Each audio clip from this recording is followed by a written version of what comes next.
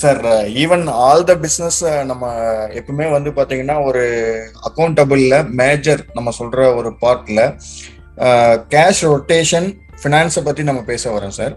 Cash rotation இல்ல நம்ம ஃப்ரெண்ட்ஸ்குள்ள கொடுக்கறது வாங்குறது, இல்ல வந்து பாத்தீங்கன்னா ஒரு கிரெடிட் ஒரு வாரத்துல நான் திருப்பி தரேன், ஒரு மாசத்துல திருப்பி தரேன், அதெல்லாம் இப்போ நம்ம நீங்க சொன்ன பினான்சியல் மேனேஜ்மெண்ட்ல அப்சர்வ் பண்ணும்போது இதெல்லாம் கமிட்மெண்ட்ல நம்மளுக்கு வருது.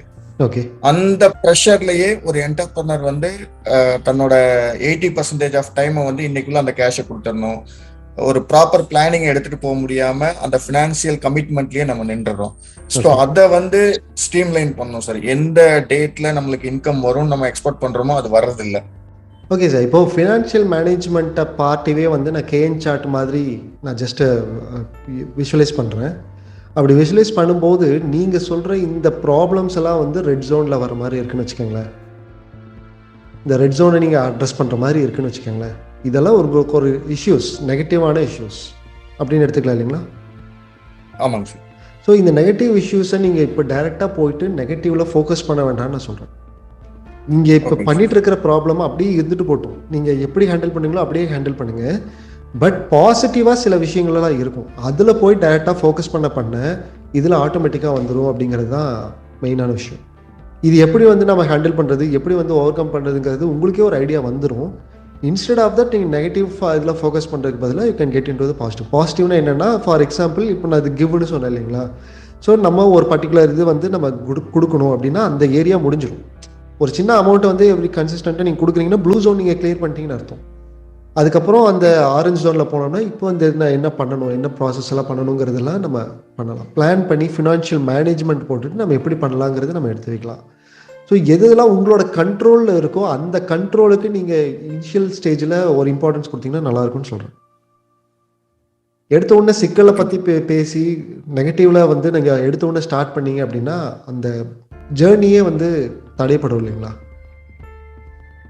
ஆமாங்க சார். ஸோ இப்போதைக்கு அதை அப்படியே நீங்கள் இப்போ சோஃபார் எப்படி ஹேண்டில் பண்ணுங்களோ அப்படியே ஹேண்டில் பண்ணுங்க சார். பட் புதுசாக நம்ம பண்ணுறது வந்து பாசிட்டிவ்லேருந்து ஸ்டார்ட் பண்ணலாம். ஓகேங்க சார். அந்த மேனேஜ்மெண்ட் ஃபார்முலாஸ் ஏதாச்சும் நம்ம டிசைன் பண்ணிடலாம் சார். நம்ம அதை டிஸ்கஸ் பண்ணோம் சார், நீங்கள் அதை எனக்கு எக்ஸ்பிளைன் பண்ணீங்க.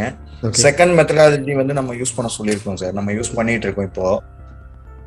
இந்த 1 வீக்ஸ்ல நான் அப்சர்வ் பண்ணும்போது இந்த கான்செப்ட் வந்து நான் இந்த டேட்ல நான் கொடுக்குறேன்னு சொன்ன கான்செப்ட், அந்த செக் கிளியரன்ஸ் இதெல்லாம் வந்து ஸ்ட்ரக் ஆகி நிக்குது சார்.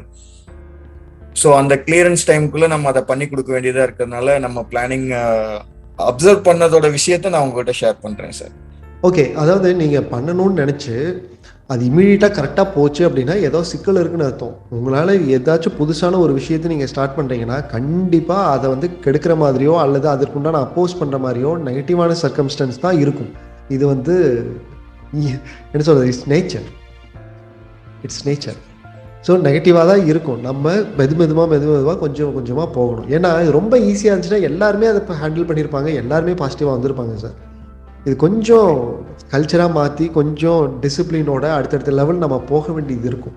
அதனால தான் நம்ம வந்து மோஸ்ட் ஆஃப் த பீப்புள் அதை பண்ணலை, மோஸ்ட் ஆஃப் த பீப்புள் பண்ணாதனால தான். ஒன்றும் இல்லை சார், இப்போ சாஃப்ட்வேர் இன்ஜினியர் வந்து எவ்வளோ ஏர்ன் பண்ணுறாங்கன்னு நம்ம பார்த்தோம்னா, கிட்டத்தட்ட சாஃப்ட்வேர் இன்ஜினியரை வந்து நம்ம பர் டேவாக கன்வெர்ட் பண்ணி பார்த்தோம்னா, அந்த படிக்காதவங்க, இந்த கட்டட வேலை பண்ணுறவங்க, சில விஷயங்கள் சிலர்லாம் பண்ணுறாங்க, ரியல் எஸ்டேட் படிக்காதவங்க, அவங்கெல்லாம் கூட பர் டே கால்குலேட் பண்ணோம்னா கிட்டத்தட்ட ஈக்குவலாக வருது, சாஃப்ட்வேர் கம்பெனி அளவுக்கு ஈக்குவலாக வருது.